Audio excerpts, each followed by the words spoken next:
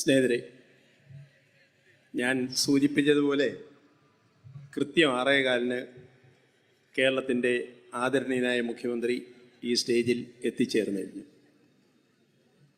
അദ്ദേഹത്തിന് നിങ്ങളോട് ഈ തെരഞ്ഞെടുപ്പുമായി ബന്ധപ്പെട്ട നിരവധി കാര്യങ്ങൾ സംസാരിക്കാനുണ്ട്. അതുകൊണ്ട് തന്നെ ഞാൻ എൻ്റെ പ്രസംഗം നീട്ടിക്കൊണ്ടു പോകുന്നില്ല. നമ്മുടെ സംസ്ഥാനങ്ങളുടെ അധികാരങ്ങൾ കവർന്നെടുക്കാൻ ശ്രമിക്കുന്ന കേന്ദ്ര ഗവൺമെൻറ്റിനെതിരെ ശക്തമായ പ്രതിഷേധം പ്രതിഫലിപ്പിക്കാൻ കൂടി ഈ തെരഞ്ഞെടുപ്പിൽ കൂടി നമുക്ക് കഴിയണം. ഇന്ത്യയിലെ ഇന്നത്തെ ചിത്രങ്ങളെല്ലാം പുറത്തു വരുമ്പോൾ ഒരുപക്ഷെ വാരണാസി മണ്ഡലത്തിൽ നിന്നും നരേന്ദ്രമോദി എന്ന ഇന്നത്തെ ഇന്ത്യൻ പ്രധാനമന്ത്രി ജയിക്കുകയാണെങ്കിൽ പോലും അദ്ദേഹം ഇന്ത്യയുടെ പ്രതിപക്ഷ നേതാവാവാനല്ലാതെ, ലോക്സഭയിലെ പ്രതിപക്ഷ നേതാവാവാൻ അല്ലാതെ ഇന്ത്യൻ ഭരണകൂടത്തിൻ്റെ നായകനായി വരാൻ പോകുന്നില്ല എന്ന് ഇന്ന് ഇന്ത്യയിലെ ജനങ്ങൾ ഏറെക്കുറെ തീരുമാനിച്ചിരിക്കുകയാണ്. അതുകൊണ്ട് തന്നെ രാജ്യത്ത് പുതിയ ഒരു ഗവൺമെൻറ്റിനെ കൊണ്ടുവരാൻ ഇന്ത്യൻ പാർലമെൻറ്റിൽ ഇടതുപക്ഷ രാഷ്ട്രീയ പ്രസ്ഥാനങ്ങളുടെ ശബ്ദം വ്യതിരിക്തമായി വളരെ വ്യക്തമായി മുഴങ്ങിക്കേൾക്കുന്നതിന് അതിനാവശ്യമായ അവസരങ്ങളും സാഹചര്യങ്ങളും ഒരുക്കുവാനുള്ള ബാധ്യത നമുക്കുണ്ട്. ആ രാഷ്ട്രീയ പ്രാധാന്യം മനസ്സിലാക്കിക്കൊണ്ട് തന്നെ ഈ തെരഞ്ഞെടുപ്പിൽ നമ്മുടെ രാജ്യത്തെ മുഴുവൻ ജനങ്ങളും അവരുടെ വിധിയെഴുത്ത് നടത്താൻ പോവുകയാണ്. ചാലക്കുടി മണ്ഡലത്തിൽ നിന്നും ഇടതുപക്ഷ ജനാധിപത്യ മുന്നണിയുടെ സ്ഥാനാർത്ഥിയായി മത്സരിക്കുന്ന സി രവീന്ദ്രനാഥിന് ഇവിടെ നേരത്തെ നമ്മുടെ സ്വാഗത പ്രസംഗത്തിൽ സൂചിപ്പിച്ചതുപോലെ നല്ല എല്ലാ അർത്ഥത്തിലും ഒരു തെളിമയുടെ, വിശുദ്ധിയുടെ ഒരു പര്യായം പോലെ കേരള രാഷ്ട്രീയത്തിൽ നിൽക്കുന്ന സി രവീന്ദ്രനാഥിന് അദ്ദേഹത്തിൻ്റെ ചിഹ്നമായ അരിവാൾ ചുറ്റിക നക്ഷത്രം അടയാളത്തിൽ നിങ്ങളുടെ വോട്ടുകൾ രേഖപ്പെടുത്തിയും നിങ്ങൾ കണ്ടുമുട്ടുന്ന മറ്റുള്ള എല്ലാവരുടെയും വോട്ടുകൾ രേഖപ്പെടുത്തിച്ചും അദ്ദേഹത്തെ വൻപിച്ച ഭൂരിപക്ഷത്തോടു കൂടി വിജയിപ്പിക്കണമെന്ന് മാത്രം അഭ്യർത്ഥിച്ചുകൊണ്ട് ഞാൻ എൻ്റെ വാക്കുകൾ അവസാനിപ്പിക്കട്ടെ. നന്ദി.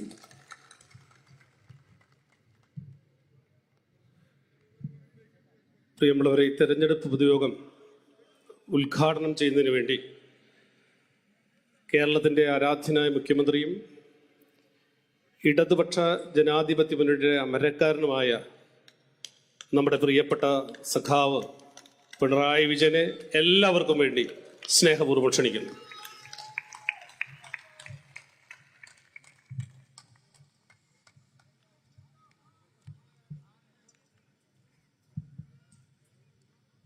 സഖാക്കളെ, സഹോദരി സഹോദരന്മാരെ, നമ്മുടെ രാജ്യത്ത് തിരഞ്ഞെടുപ്പിൽ ഏറെക്കുറെ ജനങ്ങളാകെ ഒരു നിലപാടെടുത്തു കഴിഞ്ഞ ഘട്ടമാണ്. അത് രാജ്യത്തെ രക്ഷിക്കുക, രാജ്യത്തിൻ്റെ തകർച്ചയ്ക്ക് ഉത്തരവാദികളാകുന്ന BJPയെ പരാജയപ്പെടുത്തുക. ഈ ഒരു നിലപാട് പൊതുവെ രാജ്യത്ത് ഉയർന്നു വന്നിരിക്കുകയാണ്. അപ്പം നമ്മുടെ രാജ്യം അംഗീകരിച്ച ഒട്ടേറെ മൂല്യങ്ങൾ, അവയോരോന്നും വലിയ തോതിലാണ് അപകടത്തിൽപ്പെടുന്നത്. അതിന് ആക്കം കൂട്ടുന്ന നടപടികളാണ് BJP ഗവൺമെൻറ് ഭാഗത്തുണ്ടായിക്കൊണ്ടിരിക്കുന്നത്. ഇവിടെ നാം ശ്രദ്ധിക്കേണ്ട കാര്യം, BJP കേവലമായ ഒരു രാഷ്ട്രീയ പാർട്ടിയല്ല. RSS നേതൃത്വം കൊടുക്കുന്ന രാഷ്ട്രീയ പാർട്ടിയാണ്. RSSൻ്റെ നയമാണ് അവർ നടപ്പാക്കാൻ ശ്രമിക്കുന്നത്. ആ നയം നമ്മുടെ രാജ്യം അംഗീകരിച്ച എല്ലാ മൂല്യങ്ങൾക്കും എതിരായിട്ടുള്ളതാണ്. ഓരോ കാര്യവും പരിശോധിച്ചാൽ അത് മനസ്സിലാവും. ഇപ്പോൾ രാജ്യത്തിൻ്റെ ഏറ്റവും വലിയ പ്രത്യേകതയാണ് മതനിരപേക്ഷത. പക്ഷേ മതനിരപേക്ഷതയോട് RSSന് തെല്ല് യോജിപ്പില്ല. അവർക്ക് രാജ്യം ഒരു മതാധിഷ്ഠിത രാഷ്ട്രമാവുകയാണ് വേണ്ടത്. അതിനുള്ള നടപടികളാണ് ആരംഭിച്ചു കഴിഞ്ഞിട്ടുള്ളത്. ഓരോ ഘട്ടത്തിലും അതിലേക്ക് എത്തിക്കുന്നതിനുള്ള വിവിധ ശ്രമങ്ങൾ RSSൻ്റെ ഭാഗത്തുനിന്നുണ്ടായിട്ടുണ്ട്. ഇത്തവണ BJPയുടെ ഗവൺമെൻറ് അധികാരത്തിൽ വരുന്നത് 2014 2014 നരേന്ദ്രമോദിയുടെ നേതൃത്വത്തിലുള്ള ഗവൺമെൻറ് അധികാരത്തിൽ വന്നതിന് ശേഷം ഇതേ നയമാണ് തുറന്നു വന്നത്. അതിൻ്റെ ഫലമായി മതനിരപേക്ഷതയ്ക്ക് ഏറ്റവും കടുത്ത പോറലേൽപ്പിക്കുന്ന നടപടി നേരത്തെ ഉണ്ടെങ്കിലും രണ്ടാം ഊഴം കിട്ടിയ ഉടനെയാണ് സ്വീകരിച്ചത്. 2019 രണ്ടാം ഊഴം BJP ഗവൺമെൻറ് ലഭിക്കുന്നത്. ആ വർഷം തന്നെ രാജ്യത്തിൻ്റെ മതേതരത്വത്തിൻ്റെ കടക്കൽ കത്തിവെക്കുന്ന നിലപാട് സ്വീകരിച്ചു. അത് പൗരത്വം മതാടിസ്ഥാനത്തിലാക്കിക്കൊണ്ടായിരുന്നു. അതിനാണ് പൗരത്വ നിയമ ഭേദഗതി കൊണ്ടുവന്നത്. പൗരത്വ നിയമ ഭേദഗതിയെ ലോകമാകെ തള്ളിപ്പറയുകയാണ്. എന്തുകൊണ്ട്? ലോകത്ത് ഒരു പരിഷ്കൃത രാഷ്ട്രവും മതാടിസ്ഥാനത്തിൽ പൗരത്വം നിശ്ചയിക്കുന്നില്ല. മാത്രമല്ല, നമ്മുടെ രാജ്യം പാകിസ്ഥാനും ബംഗ്ലാദേശും അഫ്ഗാനിസ്ഥാനും ഇവിടെ നിന്നെല്ലാമുള്ള അഭയാർത്ഥികൾക്ക് പൗരത്വം നൽകുന്ന പ്രശ്നമാണ് ഈ നിയമ ഭേദഗതിയിലൂടെ ഉന്നയിച്ചത്. ലോകത്തെല്ലാ പല രാഷ്ട്രങ്ങളും അഭയാർത്ഥി പ്രശ്നം നേരിടുന്നുണ്ട്. ഒരു രാഷ്ട്രവും അഭയാർത്ഥികളെ മതാടിസ്ഥാനത്തിൽ വിഭജിക്കാറില്ല. അഭയാർത്ഥികളിൽ വിവേചനം കാണിക്കാറില്ല. പക്ഷേ നമ്മുടെ രാഷ്ട്രം അതിന് തയ്യാറായി. നമ്മൾ ചെയ്തത് ഈ അഭയാർത്ഥികളിൽ 6 വിഭാഗത്തിന് പൗരത്വത്തിന് അർഹതയുണ്ട് എന്ന് പറഞ്ഞു. മുസ്ലിം അടക്കമുള്ള മറ്റു വിഭാഗങ്ങൾക്ക് അർഹതയില്ല എന്നാണ് പറഞ്ഞത്. അപ്പോൾ മുസ്ലിമിൻ്റെ പൗരത്വം നിഷേധിക്കുന്നതിന് വേണ്ടി കൊണ്ടുവന്ന ഒരു നിയമമായി പൗരത്വ നിയമ ഭേദഗതി മാറി. ലോകത്തെല്ലാ രാഷ്ട്രങ്ങളും അത് എതിർത്തു. ഇന്ത്യയുമായി ഏറ്റവും സൗഹൃദമുള്ള രാഷ്ട്രങ്ങളടക്കം എതിർത്തു. ഐക്യരാഷ്ട്ര സംഘടന പോലുള്ള ലോകത്തിലെ പ്രധാന സംഘടനകൾ അതിനെ അപലപിച്ചു. നമ്മുടെ രാജ്യത്ത് കടുത്ത പ്രതിഷേധം വന്നു. ഇവിടെ നാം ചിന്തിക്കേണ്ട ഒരു കാര്യം, ഇത് കൃത്യമായി RSS അജണ്ടയുടെ ഭാഗമായി വന്നതാണ്. ആ നടപടിയെ കോൺഗ്രസ് ഏതെങ്കിലും ഘട്ടത്തിൽ എതിർത്തോ? 4 വർഷം മുൻപാണ് ഈ നിയമം കൊണ്ടുവന്നത്. അന്ന് എതിർത്തില്ല. അന്ന് പ്രക്ഷോഭങ്ങൾ നടന്നപ്പോൾ അതിൽ കോൺഗ്രസിനെ എവിടെയും കണ്ടില്ല. നമ്മുടെ കേരളത്തിൽ അതിനെതിരെ വലിയ പ്രതിഷേധ രൂപങ്ങളുണ്ടായപ്പോൾ അതിൻ്റെ ഭാഗമായി കോൺഗ്രസ് അണിനിരന്നിരുന്നു. പക്ഷേ പിന്നീട് അവർ അതിൽ നിന്ന് പിൻവാങ്ങി. കേന്ദ്ര കോൺഗ്രസ് നേതൃത്വം അവരോട് പിൻവാങ്ങാൻ ആവശ്യപ്പെട്ടിട്ടുണ്ടാകാം. എന്തുകൊണ്ടാണത്? രാജ്യത്തിൻ്റെ മതനിരപേക്ഷത തകർക്കുന്ന സമീപനം, പൗരത്വത്തിൻ്റെ അടിസ്ഥാനം മതമാക്കൽ ഭരണഘടനാ വിരുദ്ധമാണ്, മതേതരത്വത്തിന് വിരുദ്ധമായ നടപടിയാണ്.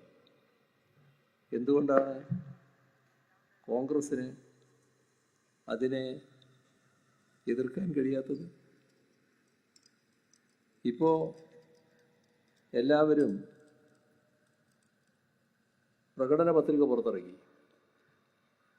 കമ്മ്യൂണിസ്റ്റ് പാർട്ടികൾ ഇറക്കിയ പ്രകടന പത്രികയിൽ കൃത്യമായി രേഖപ്പെടുത്തി പൗരത്വ നിയമ ഭേദഗതി റദ്ദ് ചെയ്യും. ഇവരോ കോൺഗ്രസ്സിന് അങ്ങനെയൊരു ഭാഗമേ ഇല്ല, ഒരു വാചകമേ കാണാൻ കഴിയില്ല. പൗരത്വ നിയമ ഭേദഗതി എന്ന ഭാഗമേ അവരുടെ പ്രകടന പത്രികയിലില്ല. എന്താണ് അവർക്ക് സംഘപരിവാർ അജണ്ടയെ എതിർക്കാൻ വിഷമം? സംഘപരിവാർ അജണ്ടയുമായി സമരസപ്പെടുന്നവർക്ക് അതിനെ എതിർക്കാൻ പറ്റില്ല. ശരിയാണ്. അപ്പോൾ കോൺഗ്രസിൽ നല്ലൊരു ഭാഗം സംഘപരിവാർ അജണ്ടയുമായി സമരസപ്പെടുന്ന അവസ്ഥയിലേക്ക് എത്തിയിരിക്കുന്നു. അതാണ് അവർക്ക് ഇതിനെ എതിർക്കാൻ പറ്റാത്തത്. ഇത് ഈ കാര്യത്തിൽ മാത്രമല്ലല്ലോ, നിരവധി കാര്യങ്ങളിൽ ഇതേ നിലപാടാണല്ലോ സ്വീകരിച്ചു പോകുന്നത്. ഇപ്പോൾ നമ്മുടെ രാജ്യത്ത് ഒരുപാട് നിയമങ്ങൾ ഈ കാലയളവിൽ BJP ഗവൺമെൻറ് കൊണ്ടുവന്നു. അതിൽ ചിലതെല്ലാം വലിയ കരിനിയമങ്ങൾ കൂടുതൽ കരിനിയമമാക്കുന്നതായിരുന്നു. ഇപ്പോൾ EAPA അതൊരു കരിനിയമമാണ്. അതിനെ കൂടുതൽ കരിനിയമമാക്കാനാണ് ഭേദഗതി കൊണ്ടുവന്നത്. എന്താണ് അതുകൊണ്ടൊക്കെ ലക്ഷ്യമിടുന്നത്? ആരെയാണ് ലക്ഷ്യമിടുന്നത്? എല്ലാവർക്കും അറിയാം. പക്ഷേ കോൺഗ്രസ് അതിനെ എതിർക്കാൻ നിന്നില്ല. കോൺഗ്രസ് BJPയുടെ കൂടെയാണ് നിന്നത്. ഇതാണ് നമ്മുടെ രാജ്യത്തിൻ്റെ അനുഭവം. NIA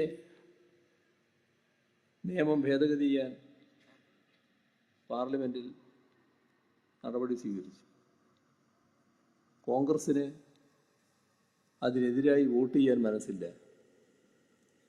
കോൺഗ്രസ് ചെയ്തത് ആ ബില്ലിനെ എതിർക്കാതിരിക്കലാണ്. എതിർത്ത് വോട്ട് ചെയ്തത് ലോക്സഭയിൽ 6 പേർ മാത്രമാണ്. ആ 6 പേരിൽ ഒരാൾ നമ്മുടെ ആലപ്പുഴയിലെ ആരിഫായിരുന്നു. ഇതാണ് നാം കാണേണ്ടത്. ഇത്തരം കാര്യങ്ങളിൽ കോൺഗ്രസ് സംഘപരിവാർ മനസ്സിനോടൊപ്പം നിൽക്കുകയാണ്. ഇപ്പോൾ നമ്മുടെ രാഷ്ട്രം അംഗീകരിച്ച ഭരണഘടന അതനുസരിച്ചാണ് ജമ്മു കാശ്മീരിന് പ്രത്യേക പദവി കൊടുത്തത്. അത് ഭരണഘടനയുടെ ഭാഗമാണ്. ആ പ്രത്യേക പദവിയും ജമ്മു കാശ്മീരിൻ്റെ സംസ്ഥാനമെന്ന പദവിയും ഒരു ദിവസം ആഭ്യന്തരമന്ത്രി അമിത്ഷാ പാർലമെൻറ്റിൽ എഴുന്നേറ്റ് നിന്ന് ഒരു കടലാസ് വായിച്ചുകൊണ്ട് റദ്ദ് ചെയ്തു. എന്തൊരു നിലപാടാണെന്ന് നോക്കണം. ഭരണഘടനാ വകുപ്പ് ഭേദഗതി ചെയ്യണമെങ്കിൽ അതിന് സ്വീകരിക്കേണ്ട നടപടിക്രമങ്ങളുണ്ട്. അതേപോലെ തന്നെ സംസ്ഥാനത്തിൻ്റെ പദവി എടുത്തുകളാണെങ്കിൽ അതിനുമുള്ള നടപടിക്രമങ്ങളുണ്ട്. ഇതൊന്നും ഞങ്ങൾക്ക് ബാധകമല്ല, ഞങ്ങൾക്ക് തോന്നിയത് ചെയ്യും. ഇതാണ് സംഘപരിവാറിൻ്റെ നിലപാട്. അതാണ് BJP ഗവൺമെൻറ് കാണിച്ചത്. അങ്ങനെ വരുമ്പോൾ അതിശക്തമായി എതിർക്കാൻ നമ്മുടെ രാജ്യത്തെ മതനിരപേക്ഷ സംരക്ഷകരും ഭരണഘടനയെ സംരക്ഷിക്കണമെന്ന് ആഗ്രഹിക്കുന്നവരും തയ്യാറാകണ്ടേ? കോൺഗ്രസ് എവിടെയായിരുന്നു? സാങ്കേതികമായി എതിർത്തു എന്നൊക്കെ പറയാം. പക്ഷെ ഇത്തരമൊരു കാര്യത്തെ അതിശക്തമായി എതിർക്കുമല്ലോ. ആ ശബ്ദം കോൺഗ്രസിൽ നിന്നുണ്ടായില്ല.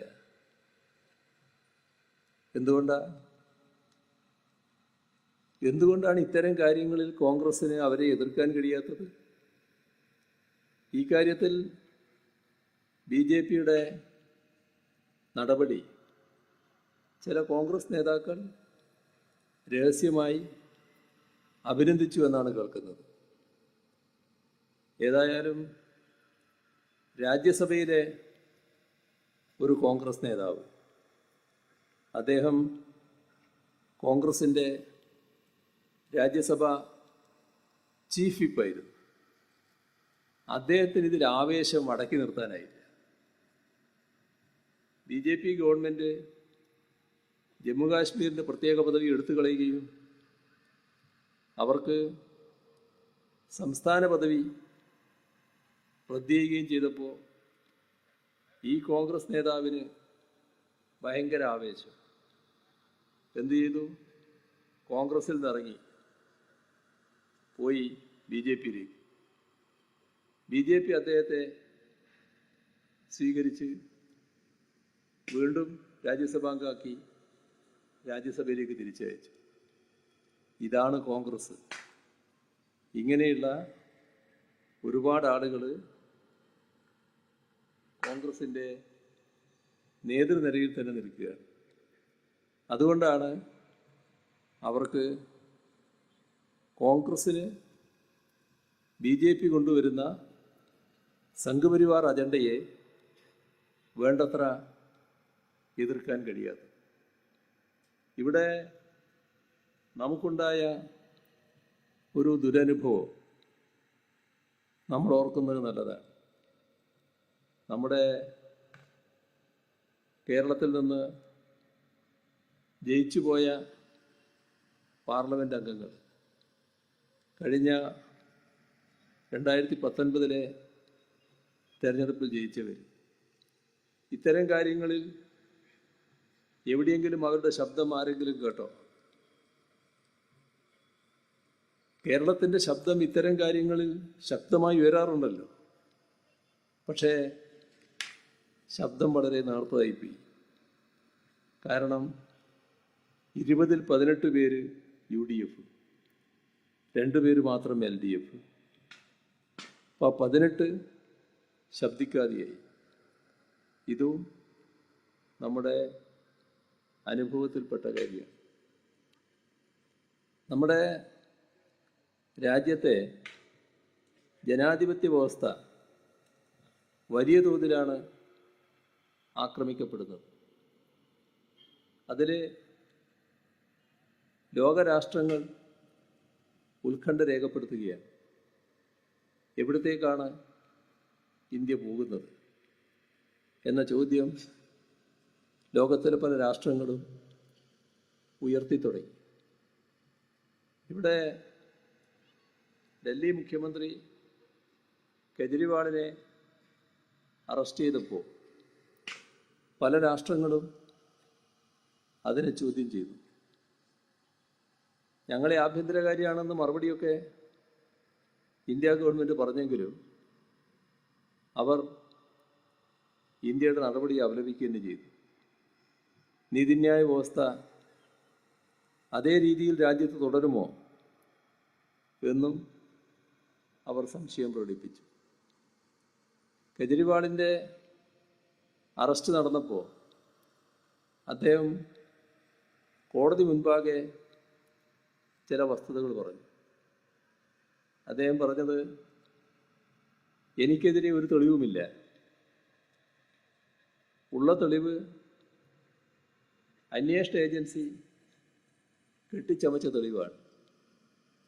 അത് കേസിൽ പ്രതിയായ ഒരാളെ മാപ്പുസാക്ഷിയാക്കി അദ്ദേഹത്തെ കൊണ്ട് പറയിപ്പിച്ചതാണ്. ആ മാപ്പുസാക്ഷി ഒരു വ്യവസായിയാണ്. ആ വ്യവസായി ശരത്ചന്ദ്ര റെഡ്ഡി എന്ന പേരുള്ള വ്യവസായി 2022 നവംബറിൽ തന്നെ അറസ്റ്റ് ചെയ്യപ്പെട്ടു. പക്ഷേ വ്യവസായിയാകുമ്പോൾ സ്വാഭാവികമായും അറസ്റ്റിൽ നിന്ന് ഒഴിവാകുന്നതിന് ആഗ്രഹിക്കുമല്ലോ. അങ്ങനെ അദ്ദേഹവുമായി ബന്ധപ്പെട്ട കമ്പനികൾ 55 കോടിയുടെ ഇലക്ട്രൽ ബോണ്ട് നൽകി.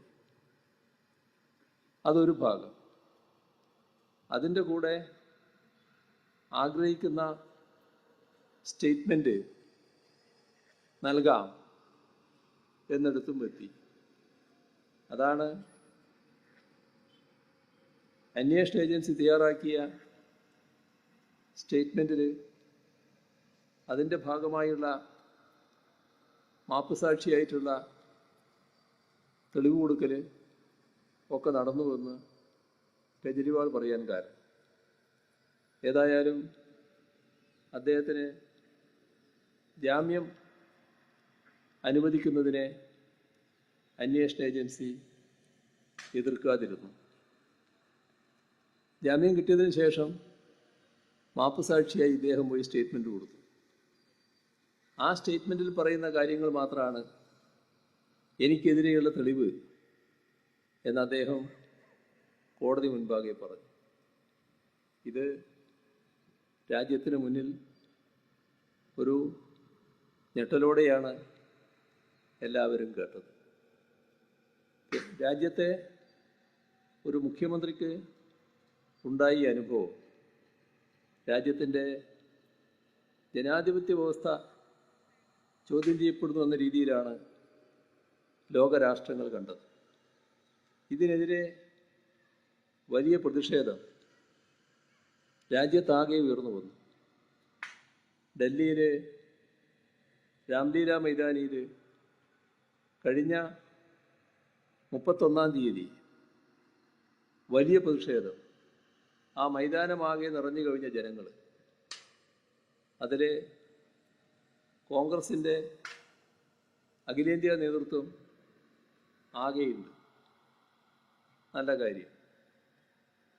പക്ഷേ നാം ഓർക്കേണ്ട ഒരു കാര്യം, കെജ്രിവാളിനെ അറസ്റ്റ് ചെയ്യാനിടയായ സംഭവത്തിൽ കോൺഗ്രസ് വഹിച്ച പങ്ക് എന്തായിരുന്നു എന്നുള്ളതാണ്. കോൺഗ്രസ് നാം ഓർക്കേണ്ടത്, ഒരു വർഷം മുൻപ് ഡൽഹി ഉപമുഖ്യമന്ത്രി മനീഷ് സിസോദിയ, അദ്ദേഹത്തെ ED അറസ്റ്റ് ചെയ്തു. ഇതേ കേസിൽ അറസ്റ്റ് ചെയ്ത് കഴിഞ്ഞപ്പോൾ രാജ്യത്ത് വലിയ പ്രതിഷേധമുണ്ടായി. പക്ഷേ കോൺഗ്രസ് അപ്പോൾ പറഞ്ഞത്, എന്തുകൊണ്ട് കെജ്രിവാളിനെ അറസ്റ്റ് ചെയ്യുന്നില്ല എന്നായിരുന്നു. കെജ്രിവാളല്ലേ ഇതിൻ്റെ മുഖ്യ സൂത്രധാരകൻ. എന്താണ് അദ്ദേഹത്തെ കേസിൽപ്പെടുത്താത്തത്? ഇതായിരുന്നു കോൺഗ്രസ് ഡൽഹിയിൽ പരസ്യമായി ചോദിച്ച ചോദ്യം. അപ്പോൾ ആ കോൺഗ്രസ് ഈ പ്രതിഷേധ പരിപാടിയിൽ പങ്കെടുക്കുമ്പോൾ തെറ്റുതിരുത്തി ഒരു വാചകം കൂടി പറയായിരുന്നു, ഞങ്ങൾക്ക് ഇങ്ങനെ ഒരു തെറ്റ് സംഭവിച്ചു പോയി, ഒരു രാഷ്ട്രീയ ആർജവം കാണിക്കുകയായിരുന്നു. ഏതായാലും അതവർക്ക് സാധിച്ചില്ല. ഈ 31-ന് ശേഷം ഇതിനോടുള്ള കോൺഗ്രസിൻ്റെ മനോഭാവത്തിൽ മാറ്റമുണ്ടോ? കോൺഗ്രസ് സ്വീകരിച്ചു വന്ന മനോഭാവം എന്താ? കേന്ദ്ര അന്വേഷണ ഏജൻസികൾ, CBI, ED, സാമ്പത്തിക കുറ്റാന്വേഷണ വിഭാഗം, ഇപ്പോൾ ഇൻകം ടാക്സ്, പല ഏജൻസികൾ BJP ഇതര രാഷ്ട്രീയ പാർട്ടികൾക്ക് നേരെ അന്വേഷണ വലയുമായി നടക്കുന്നുണ്ട്. അതിൽ കോൺഗ്രസിന് നേരെയും ഒരുപാട് സംഭവങ്ങൾ ഉണ്ടായിട്ടുണ്ട്. കോൺഗ്രസ് നേതാക്കന്മാർക്കെതിരെ വരുമ്പോൾ കോൺഗ്രസ് അതിന് എതിരായി പ്രതികരിക്കും. എന്നാൽ അന്വേഷണ ഏജൻസികൾ കോൺഗ്രസ് ഇതര രാഷ്ട്രീയ പാർട്ടികൾക്ക് നേരെ തിരിയുമ്പോൾ കോൺഗ്രസ് അന്വേഷണ ഏജൻസിയുടെ കൂടെ നിൽക്കും. ഇതാണ് കെജ്രിവാളിൻ്റെ കാര്യത്തിൽ സംഭവിച്ചത്. അനുഭവത്തിലൂടെ തെറ്റിദ്ധരുത്തിയെങ്കിൽ 31-ന് ശേഷം അവർക്ക് പുതിയൊരു സമീപനം വേണമല്ലോ. അത് കാണാൻ കഴിയുന്നുണ്ടോ നമുക്ക്? ഇപ്പം നമ്മുടെ നാടിൻ്റെ അനുഭവം ഉണ്ടല്ലോ. അന്വേഷണ ഏജൻസി ഇവിടെ കിഫ്ബിക്കെതിരെ നിലപാടെടുത്തിരിക്കുകയാണ്. കിഫ്ബി എന്ത് തെറ്റാ ചെയ്ത്? കിഫ്ബി നാടിൻ്റെ വികസനത്തിന് വേണ്ടി പങ്കുവഹിച്ചു എന്നുള്ളതാണ് അവർ കാണുന്ന വലിയ തെറ്റ്.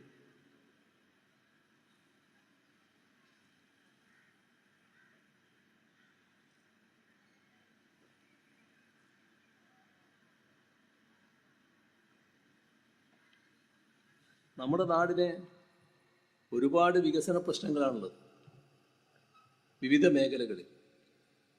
ആ പ്രശ്നങ്ങളാകെ അഭിമുഖീകരിക്കണമെങ്കിൽ, അതിനകത്ത് ഇടപെടണമെങ്കിൽ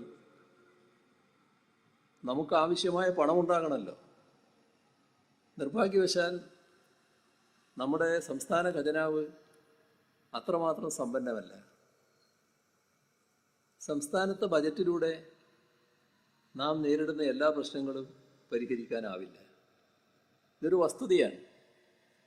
അപ്പോൾ നാടിൻ്റെ വികസനം ശരിയായ രീതിയിൽ നടക്കണമെങ്കിൽ അതിനുള്ളൊരു സാമ്പത്തിക സ്രോതസ് കൂടി നമ്മൾ വേറെ കാണും.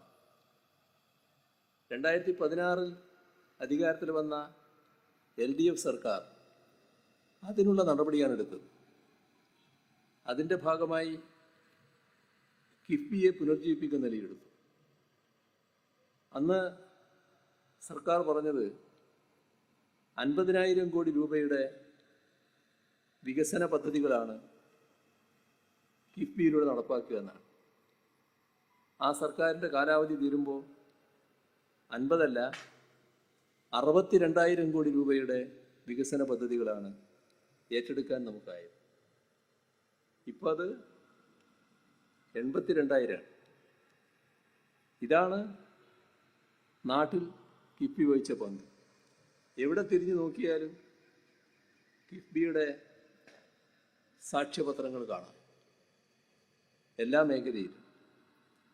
വിദ്യാഭ്യാസ രംഗം അതിൻ്റെ ഏറ്റവും വലിയ തെളിവ്. ഞാൻ വിശദമായിട്ടൊന്നും ആ കാര്യത്തിലേക്ക് പോകുന്നില്ല. പക്ഷേ നേരത്തെ പൊതുവിദ്യാഭ്യാസം തകർന്നു പോകുമെന്നായിരുന്നു കണക്കാക്കിയിരുന്ന ആളുകൾ. ഈ ഇടപെടലിലൂടെ ആ ആശങ്കയില്ലാതായി. ആരോഗ്യരംഗം 2016 ഇല്ലായ്മയുടെ കേന്ദ്രമായിരുന്നു ആശുപത്രികൾ. അതാണ് മാറി വന്നത്. ആ മാറി വന്നതിൻ്റെ തെളിവ് കോവിഡ് കാലാണ്. ലോകം തന്നെ ആശ്ചര്യത്തോടെ നോക്കിക്കണ്ടു. കോവിഡിൻ്റെ ഏറ്റവും കൂടുതൽ പേരശേഷിയുള്ള കാലം. ആ സമയത്ത് പോലും നമ്മുടെ ആരോഗ്യ മേഖല ഒരുക്കിയ സൗകര്യങ്ങൾ കോവിഡിനേക്കാളും മികച്ചു നിന്നു. അതിന് നമ്മുടെ ആരോഗ്യ മേഖലയുടെ ശേഷിയെ മറികടന്നു പോകാൻ കഴിഞ്ഞില്ല. ലോകത്ത് പല രാഷ്ട്രങ്ങളും കോവിഡിന് മുന്നിൽ മുട്ടുകുത്തി വീണ ഘട്ടമാണ്. ലോകം അത്ഭുതത്തോടെയാണ് കേരളത്തെ നോക്കിക്കണ്ടത്. അതിൽ ആശുപത്രികൾ സജ്ജമാക്കുന്നതിൽ പ്രധാന പങ്ക് വഹിച്ചത് കിഫ്ബിയായിരുന്നു. നമ്മുടെ നാട്ടിലെ റോഡുകൾ, പാലങ്ങൾ, വിവിധ ഓവർബ്രിഡ്ജുകൾ, ഫ്ലൈ ഓവറുകൾ, വിവിധ പദ്ധതികൾ, തീരദേശ ഹൈവേ, മലയോര ഹൈവേ, നമ്മുടെ കോവളം ബേക്കൽ ജലപാതയ്ക്ക് അവിടെ ടൂറിസ്റ്റ് സെൻ്ററുകൾ ഒരുക്കാൻ എടുക്കുന്ന സ്ഥലം, നാഷണൽ ഹൈവേക്ക് സ്ഥലമെടുക്കാൻ നമ്മൾ പണം കൊടുക്കണമെന്ന് പറഞ്ഞപ്പോൾ നമ്മൾ കൊടുക്കേണ്ട 5600 കോടിയിൽ പരം രൂപ, ഇതെല്ലാം കിഫ്ബിയുടെ പങ്കാണ്. കിഫ്ബിയാണ് പങ്കുവഹിക്കുന്നത്. ഒരുപാട് പദ്ധതികൾ. അപ്പോൾ കേരളം തകരണമെന്ന് ആഗ്രഹിക്കുന്നവർക്ക് മാത്രമാണ് അതിനോട് എതിർപ്പ് വേണ്ടത്. പക്ഷേ അതിനെ തകർക്കാനാണ് കേന്ദ്ര അന്വേഷണ ഏജൻസി പുറപ്പെട്ടത്.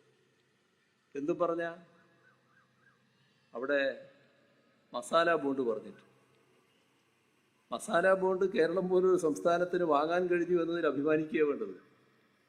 കാരണം പെട്ടെന്ന് ഒരു ദിവസം പോയിട്ട് ബോണ്ടിങ് വാങ്ങാൻ പറ്റുന്നതല്ല. അതിനൊരുപാട് കടമ്പകളുണ്ട്. ആ കടമ്പകൾ റിസർവ് ബാങ്ക് ഓഫ് ഇന്ത്യയാണ് മറികടക്കാൻ അംഗീകാരം കൊടുക്കേണ്ടത്.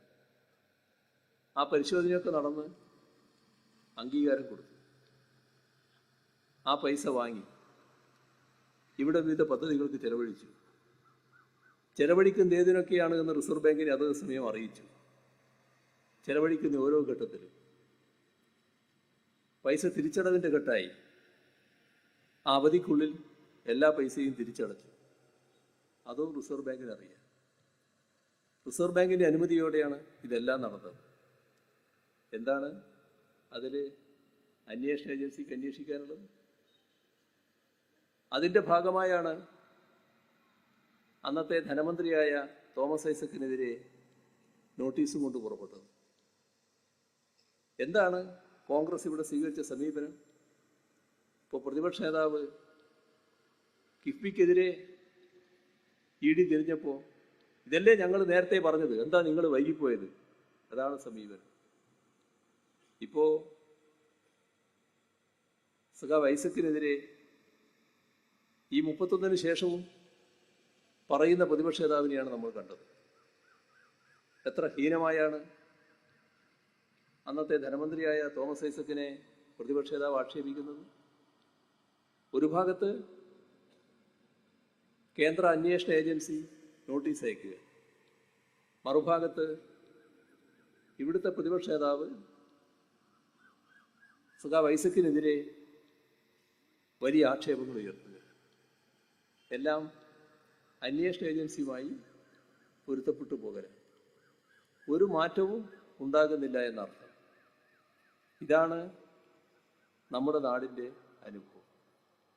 നമ്മുടെ നാടിൻ്റെ അനുഭവം എടുത്താൽ 2019 തെരഞ്ഞെടുപ്പിൽ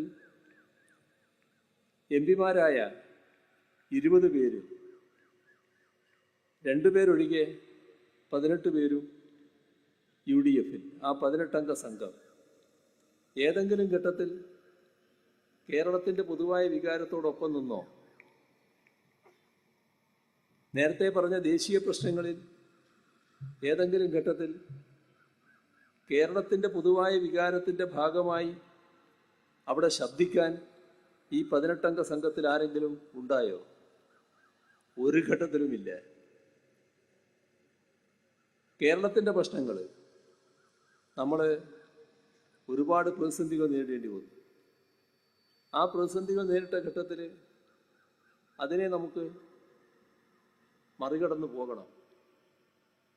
നമുക്ക് നേരിടേണ്ടി വന്ന പ്രതിസന്ധി ചെറുതല്ലല്ലോ. ഈ നൂറ്റാണ്ടിലെ മഹാപ്രളയം അതല്ലേ ഉണ്ടായത്.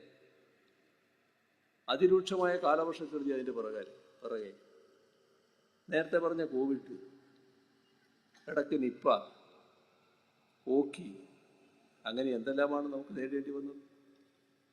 ഒരു നാട് തകർന്നടിയാൻ ഇതിൽ പരം എന്ത് വേണം? അപ്പോഴല്ലേ ആ നാടിന് സഹായം എത്തിക്കേണ്ടത്. സഹായിച്ചോ? സഹായിക്കാൻ ബാധ്യപ്പെട്ട കേന്ദ്ര ഗവൺമെന്റ് സഹായിക്കാൻ തയ്യാറായില്ലല്ലോ. പ്രത്യേക പാക്കേജ് അനുവദിക്കേണ്ടത് അവരാണ്. പ്രത്യേക പാക്കേജ് അനുവദിച്ചില്ലല്ലോ.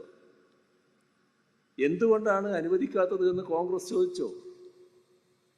ചോദ്യമില്ലല്ലോ. സംസ്ഥാന സർക്കാരിനെ കുറ്റപ്പെടുത്താനാണല്ലോ ആ സമയം ഉപയോഗിച്ചത്. ഇതല്ലേ നമ്മുടെ അനുഭവം. നമ്മുടെ സംസ്ഥാനത്തിന് സഹായം നൽകാൻ സന്നദ്ധമായ ചില രാഷ്ട്രങ്ങൾ കേന്ദ്ര ഗവൺമെന്റിലൂടെ സഹായം തരാൻ പറ്റൂ. ഞങ്ങൾ സഹായം സ്വീകരിക്കില്ല എന്ന നിലപാട് കേന്ദ്ര ഗവൺമെന്റ്. രാജ്യത്ത് മുൻപ്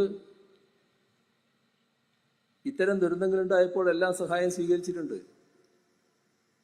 ഇപ്പോഴത്തെ പ്രധാനമന്ത്രി ഗുജറാത്ത് മുഖ്യമന്ത്രി ആയിരിക്കുമ്പോൾ ഉണ്ടായ ദുരന്തത്തിലും സഹായം സ്വീകരിച്ചിട്ടുണ്ട്. നമുക്ക് മാത്രം നിഷേധം. കോൺഗ്രസ് എതിരായി ശബ്ദിച്ചോ? കേരളത്തിന്റെ ഭാഗമായി നിന്ന് ശബ്ദിക്കണ്ടേ? ശബ്ദിച്ചില്ലല്ലോ. ഇവിടെ മലയാളി സഹോദരങ്ങൾ വിവിധ രാജ്യങ്ങളിൽ ഞങ്ങൾ ഇവിടുന്ന് സഹായിക്കാൻ പറ്റും, നിങ്ങൾ മന്ത്രിമാരാരെങ്കിലും ഇങ്ങോട്ട് വന്നാൽ അത് ഞങ്ങൾക്കൊരു പിന്തുണയാകും. ഞങ്ങൾ ആലോചിച്ചു, ചില രാജ്യങ്ങളിൽ മന്ത്രിമാരെ അയക്കാൻ തീരുമാനിച്ചു. കേന്ദ്ര അനുമതി വേണം മന്ത്രിമാർക്ക് പോകാൻ. അനുമതി ചോദിച്ചു, അനുമതി നിഷേധിച്ചു. അത് ശരിയായില്ല എന്ന് പറയാൻ കോൺഗ്രസ് ഉണ്ടായോ? ഇതല്ലേ നമ്മുടെ അനുഭവം. ഓർമ്മയില്ലേ? നമ്മുടെ നാട് വലിയ തോതിലുള്ള പ്രയാസം അനുഭവിക്കുന്നു. ആ പ്രയാസത്തിൽ നമുക്ക് സാമ്പത്തിക പ്രയാസമാണ് ഏറ്റവും വലുത്. അപ്പോൾ പിടിച്ചു നിൽക്കണമെങ്കിൽ പണം വേണം. വായ്പ വാങ്ങാൻ തീരുമാനിച്ചു. ആരിൽ നിന്ന്? സ്വന്തം ജീവനക്കാരിൽ നിന്ന്. ജീവനക്കാരിൽ നിന്ന് വായ്പക്ക് പുറപ്പെട്ടപ്പോൾ കോൺഗ്രസ് അതിനെ തള്ളിപ്പറഞ്ഞു. ഞങ്ങൾ ഇതിനെ എതിർക്കുന്നു എന്നുള്ള നിലപാടാണ് സ്വീകരിച്ചത്. കേന്ദ്ര ഗവൺമെന്റ് നിഷേധപരമായ നിലപാട് സ്വീകരിക്കുമ്പോഴെല്ലാം അതിനെതിരെ ശക്തമായി നിൽക്കാൻ ഇവിടുന്ന് പോയ 18-അംഗ സംഘം തയ്യാറായില്ല. എല്ലാ ഘട്ടത്തിലും അതിനെ അനുകൂലിക്കുന്ന നിലപാടാണ് സ്വീകരിച്ചത്. അപ്പോൾ BJPയുടെ കേരള വിരുദ്ധ സമീപനം, കോൺഗ്രസിൻ്റെയും ഈ 18-അംഗ സംഘത്തിൻ്റെയും കേരള വിരുദ്ധ സമീപനം, ഇതിനെതിരെയുള്ള വികാരമാണ് കേരളത്തിലാകെ അലിയടിച്ചു വരുന്നത്. അതിൻ്റെ ഭാഗമായി കേരളത്തിലെ എല്ലാ മണ്ഡലങ്ങളിലും അതിശക്തമായ LDF അനുകൂല തരംഗം അലിയടിച്ചു വരികയാണ്. ഇതാണ് നാം കാണേണ്ടത്. ആ ഒരു പ്രത്യേക ഘട്ടത്തിലാണ് ഇവിടെ നിങ്ങളുടെ മനസ്സിൽ നിറഞ്ഞു നിൽക്കുന്ന പ്രൊഫസർ C. രവീന്ദ്രനാഥ് ഇടതുപക്ഷ ജനാധിപത്യ മുന്നണിയുടെ സ്ഥാനാർത്ഥിയായി ചാലക്കുടി മണ്ഡലത്തിൽ മത്സരിക്കുന്നത്. കൂടുതൽ അദ്ദേഹത്തെക്കുറിച്ച് പരിചയപ്പെടുത്തേണ്ട യാതൊരു ആവശ്യകതയുമില്ല. നിങ്ങൾ അദ്ദേഹത്തെ മനസ്സിൽ പൂർണ്ണമായി സ്വീകരിച്ചു കഴിഞ്ഞിരിക്കുകയാണ്. ചാലക്കുടി മണ്ഡലത്തിൻ്റെ പ്രതിനിധിയായി സഖാവ് രവീന്ദ്രനാഥിനെ പാർലമെൻറ്റിലേക്ക് വൻപിച്ച ഭൂരിപക്ഷത്തോടെ അയക്കുന്നതിന് അരിവാൾ ചുറ്റിക നക്ഷത്രം അടയാളത്തിൽ വോട്ട് രേഖപ്പെടുത്തുക എന്ന് അഭ്യർത്ഥിച്ചുകൊണ്ട് മറ്റു കൂടുതൽ കാര്യങ്ങളിലേക്ക് കടക്കാതെ അവസാനിപ്പിക്കുന്നു. നിങ്ങൾക്ക് എൻ്റെ അഭിവാദ്യങ്ങൾ.